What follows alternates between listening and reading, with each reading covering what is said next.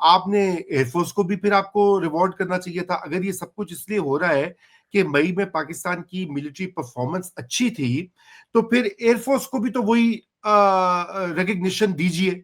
आपका क्या कमेंट होगा इस ऐसे नुक्तों के ऊपर? देखिए, बात ये है कि हमेशा से क्योंकि आर्मी हमारी पॉलिटिक्स में इंटरवीन करती रही है, या आर्मी चीफ, हम्म। तो उसमें ये होता है कि जो स्ट्रेटेजिकली संभाल के चीज़ें रखता है वो डेफिनेटली एयरफोर्स। हम्म। नेवी बेचारी जो है उसका इतना रोल नहीं है, क्योंकि देखिए नेवल बैटल हमेशा लंबी और प्रोट्रैक्टेड होती है। एक चीज़ करेक्ट। हमेशा समझ के रखें कि आर्मी और एयरफोर्स हफ्ता 10 दिन चंद दिन की वॉर के बारे में सोचती है। नेवी 2 हफ्ते, महीना, 2 महीने, क्योंकि फर्ज करें क्वारंटीन का इशू हो, फर्ज करें ब्लॉकेड का इशू हो, ये वो जंगें हैं जो कि नेवी लड़ती है, जो कि लंबी होती हैं।